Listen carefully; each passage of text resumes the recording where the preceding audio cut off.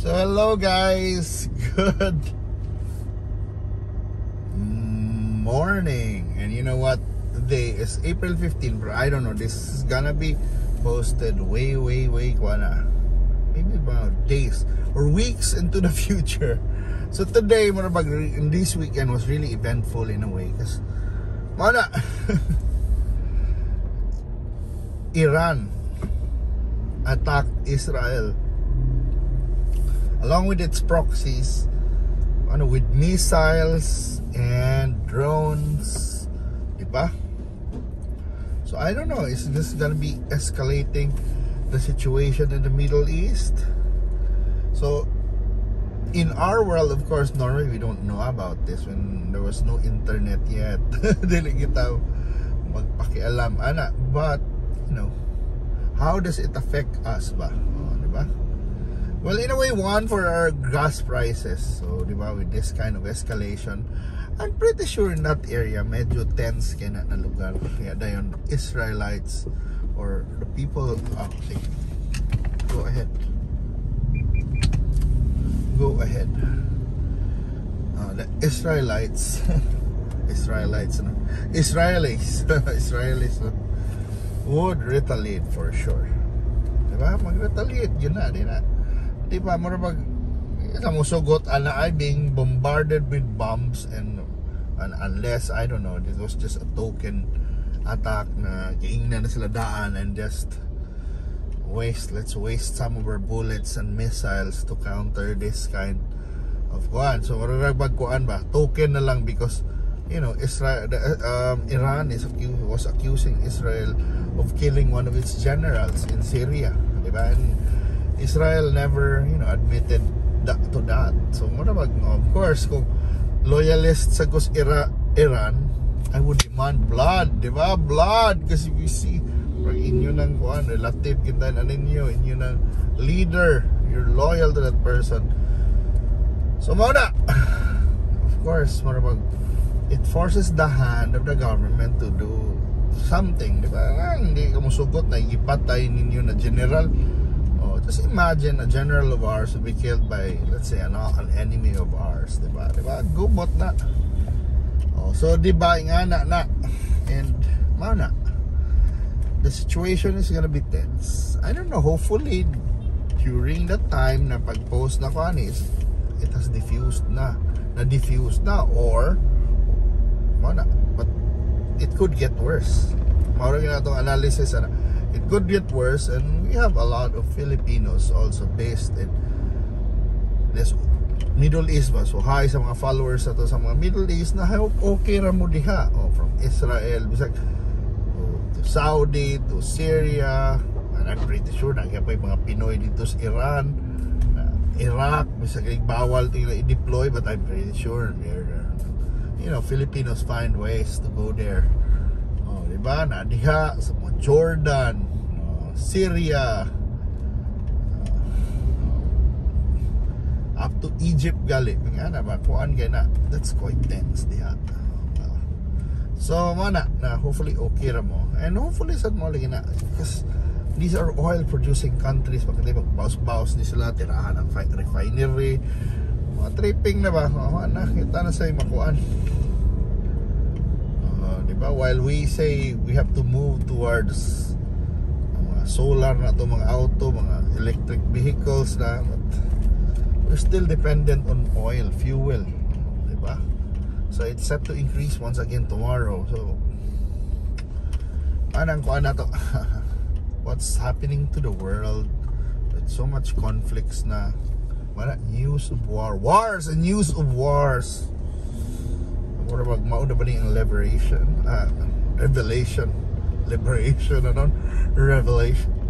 diba? It's scary, diba? It's a scary time.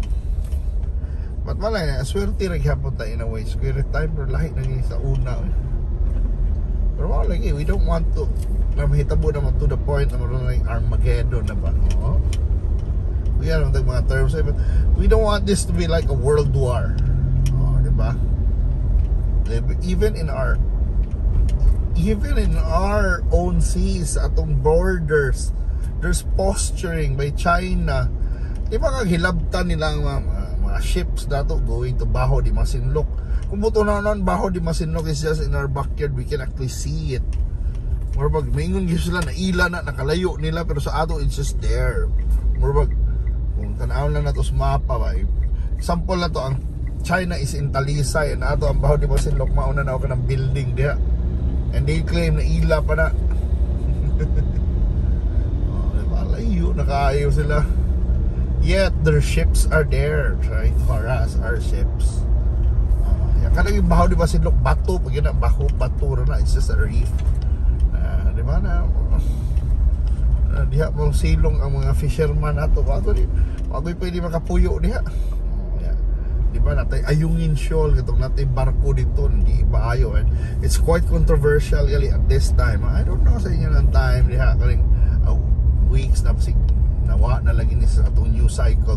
It's better na mag-post ani na issue na past na, because sometimes ilan man ang umawa naman sa news cycle na sa bagong issue kung tahay, para di na nato pag-usapan tong gentleman's agreement daw, or the handshake na sort of like giving China the control of that area, di ba? Okay, accusation ay against the idol of the masses, si former President Rodrigo Duterte. So, mauna. Di ba? Team China ka, Team USA, unsa man na. Pag naman tayo mga kuwanan, still this, our politicians are not really, sometimes wala may, hopefully Team Philippines ni sila eh. Kasi nahin mo nung karoon ang tayo, kuha naman Team China, Team US. And wala, scary time, baka naman yung ana ba na, when you're the leader, yun, na slowly but surely siraan yun unless Duterte, because we have elections, we have their allies, we have factions. Mamta na funny lagi kayo na itong sa una, itong mga team unity, daghan kayo ito sa mob, mura pagkagkuhan, ang grabe kayo itong mga tao, mga bugoy, kuhan yun, biglalis yun sila, mga weirdo yun. Kaya karon, timahay na sad sila, nagmahay na ba kung ang tanan. Okay, mamagi nagmahay itong mga niboto ni Lene. Kay baon na sila mo ni mahitabo. Ano yung punto anak ba? Lagi kay kuan, no, di ba? Kaya karon mo mahay-mahay, daog na, na supposedly. Na guna inyo. Community maghata ka. Community maghata. We have to be united man ka. You have to be united with the current administration, with the current president. We have to rally behind him. Because it's the one that you anointed. Ipag-awayan pa niyo pamilya, gi-block niyo yung mga friends. O, di ba? Even mock people, di ba? O trash talk pa ka, pagkadaog din niyo. Dayon, now na kuha na ni-crack ang unity. May nasad mo nagmahay mo. Awahin na ang pagmahay. Ang problema na, diretso na na. Hindi mo na bitaw pa na sa una. Na, what a crazy move. Or I didn't even say stupid. What a crazy move na ngano ni slide down si Inday Sara, ngano ni slide down ang Bisaya, ngano ni balik na sa ihatag na sa nato ang bola sa Luzon. Na supposedly ang moto, hayahay na ito mga Bisaya, mga kuan. Nanalo yung bola, you can make projects for Mindanao, you can make projects kung asa sa mga Bisaya nang ipamutang ni Boss Rodrigo, di ba? Papa Rudy, ni President Duterte, pero tanawa na. Awa ron. Paghatag ninyo sa BBM, awa na. Nasa itong balik na sa ng posisyon, birra na sa para magkaroon pa muna tao, no? O sa lagi ni mga batanon, o para karon pa muna tao, no? Karon matuurasan muna ningon na ako na authoritarian, they're now labeling Marcos authoritarian. Mauna na usbo ng konstitusyon. Mao naman yun ang plano unta. Mao naman ang inyong giboto. Now you know, never forget na sad murag balik. Bira-bira na sad ta. Abi na to revisionism na ta. Ano ba? Kanay mga millennial, let's be woke. crazy mo ito, harlik ka na sa ta. Para ba ang point na ko ana ba na when you let them win mo na then magsugod na sa nagreklamo na noon. Come to think of it, we ano lang na mo ingon sa una na we deserve the the administration that we voted for. Well, para ba gila, we deserve the leaders that we choose. Mga nang the next election or even the future elections, whether you're young or old, you have to know mabta na usay di maminaw lagi mga batan-on sa mga tiguwang. And now you realize why there's wisdom also sa mga tiguwang, di ba? Di ba? They've been there before. Nailad na sila kapila. Di ba? Karon may it just means na kuan ba na you have a younger population sa di ba? Marami pa tayong kaning kakainin, mailad pa tag kapila sa tamakaton. So manang ngayon ko ninyo karon yung gamahay-mahay mo. Ano pag mahay-mahay, do what you can. Do what you can to help the country. O, di ba? Dili na, muna na.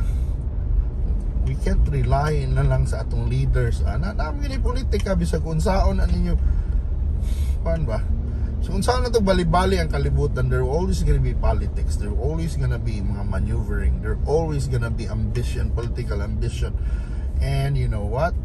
Kanya itong mga kandidato, they hire the best PR people, the best machinery to make them look, not only look ka, karang image consultant yun na sila, ilang the way they dress, the way they carry children, the way they look, the way they speak, the way they hug people. Say, those are rehearsed, those are trained. Mga PR consultant ng mga optics ba na, so kung ngayon kay kuha na you should know the real people ba na how every candidate will say the right words, man. And sometimes dali ra mo na sila actor sad mo nang the best mo tang si gadaog sa Pilipinas ang mga aktor, mga actress kay pagod kay sila mo acting, so mukuan ka maka-relate ko niya may kinang nila, but sometimes kanang ilang ipanulti andam na manufactured na di na kuan. It's not coming from the heart, actually it's something they memorized. So mo na ngayon ko nimo bali-baliho na ninyong kalibutan. Naagi di gina perfecto tanan.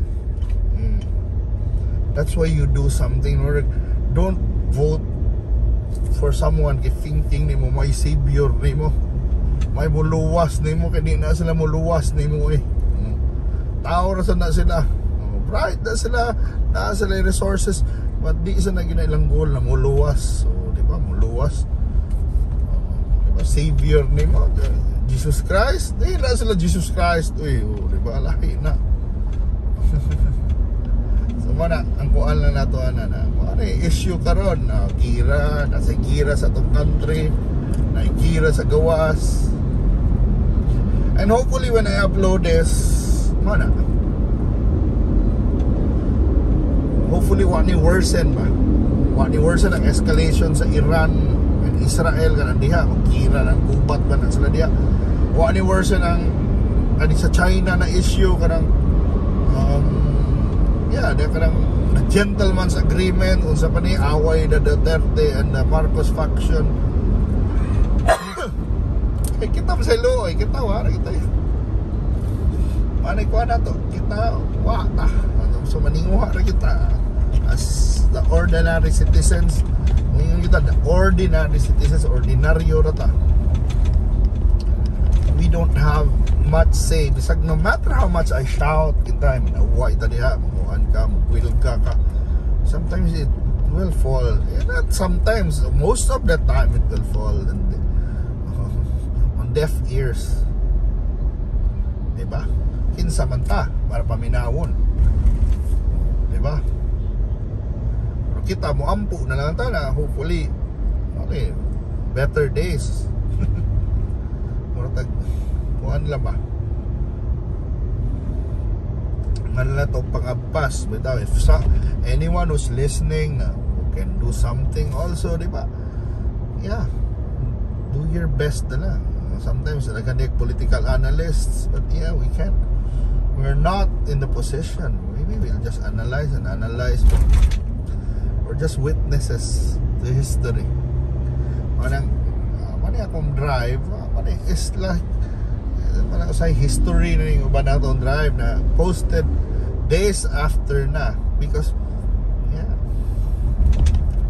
mas maayo mo na usahay na lang na hopefully kani atong pagtanaw sa kalibutan, atong hopes ba.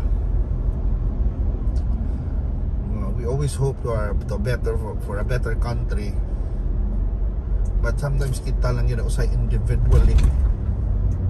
If we all work hard na lang to better our lives tingali, and probably in the end we'll have a better country. Diba? Maninguha lang sa trabaho, we'll do our job diligently. Diba? We do a good job, we do good deeds.